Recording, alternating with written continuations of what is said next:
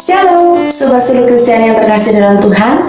Senang sekali kita dapat berjumpa kali ini dalam edisi Suluh Kristiani yang dipersembahkan oleh para penyuluh agama Kristen di kantor Kementerian Agama Kabupaten Klaten. Apa kabar Sobat Suluh Kristiani kali ini? Kita membahas firman Tuhan saat ini dengan judul tema Bangun Persekutuan dengan Tuhan, yang terambil di dalam Mazmur 119 ayat 57 sampai 64.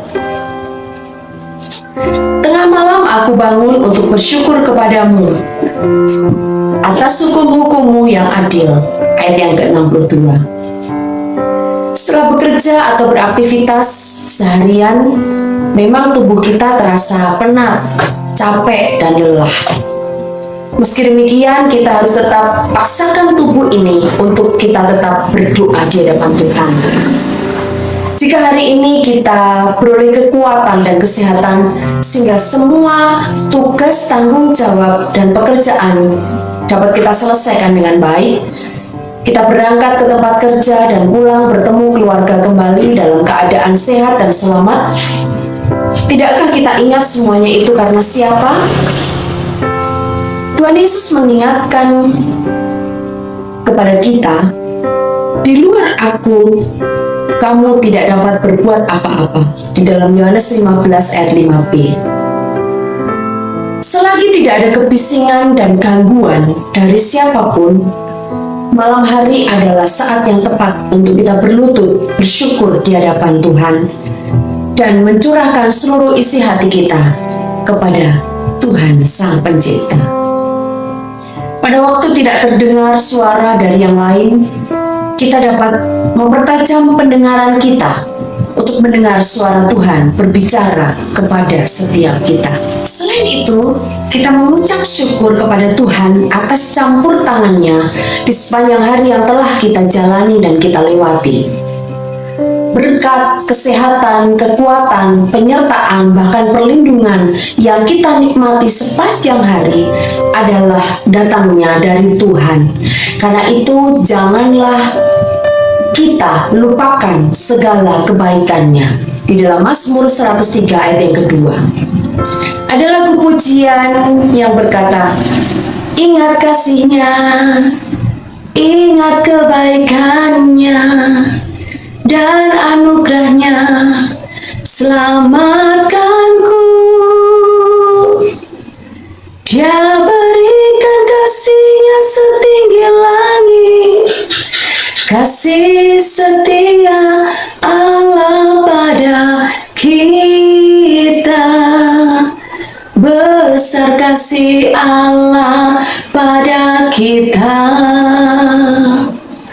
ku takkan lupa kasih-Nya, ku takkan lupa anugerah-Nya. Dia penuhkan, Dia penuhkan,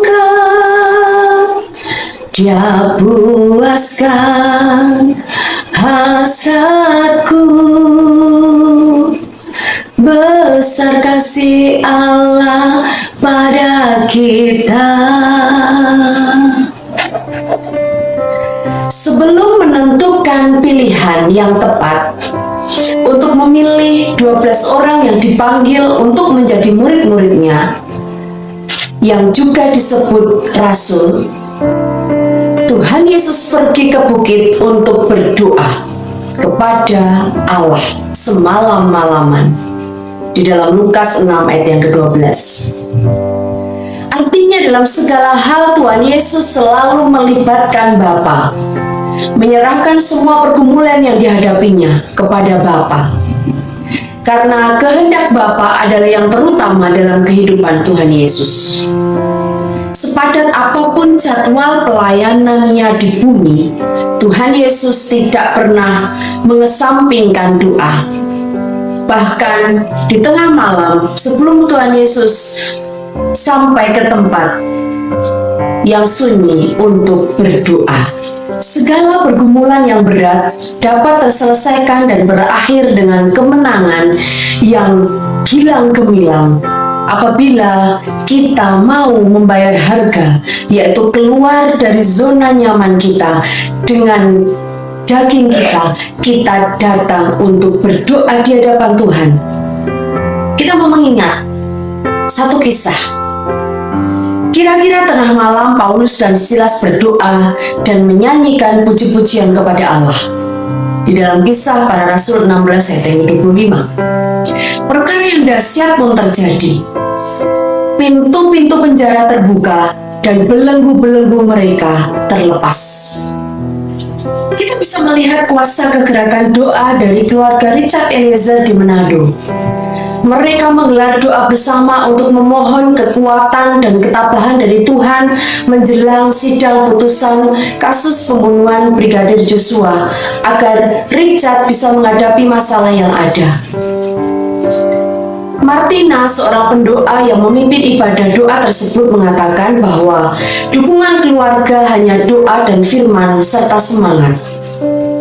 Doa, firman, serta hati yang jujur dan rendah hati, saya yakin Tuhan pasti mengangkat dan menguatkan, ujar Martina. Richard Eliezer menjadi justice kolaborator, artinya sebutan pelaku kejahatan yang bekerja sama dalam memberikan keterangan dan bantuan bagi penegak hukum. Sebagai orang percaya, dirinya yakin bahwa Tuhan tidak akan meninggalkan Richard Eliezer. Rencana Tuhan pasti indah. Kita manusia tidak bisa mengetahui apa yang menjadi rencana Tuhan ke depan. Dalam sidang sebelumnya, Eliezer dituntut 12 tahun penjara. Dan pada akhirnya, Baradae divonis 1 tahun 6 bulan penjara atau 18 bulan penjara. Keluarga tidak bisa menutupi rasa bahagia dan rasa syukur usai mendengar hakim memberikan vonis. Dan keluarga kembali menggelar doa, ucapan syukur dan terima kasih karena campur tangan Tuhan, sehingga majelis hakim telah memutuskan kasus ini secara adil. Belajar dari kisah Richard Eliezer tadi, kita bisa mengambil satu kesimpulan bahwa jangan pernah melewatkan hari tanpa membangun persekutuan dengan Tuhan melalui setiap doa, pujian, syukur kita kepada Dia. Sebab melalui doa dan pujian, Tuhan sanggup mengubah keadaan yang tidak mungkin dan sulit bagi manusia, dijadikan Tuhan menjadi tidak mustahil. Terus andalkan Tuhan dalam seluruh aspek kehidupan kita, sehingga setiap musim kehidupan kita boleh melihat kuasa campur tangan Tuhan bekerja dan kemenangan ada di pihak kita. Salam semangat, salam kegerakan, Tuhan Yesus memberkati. Shalom.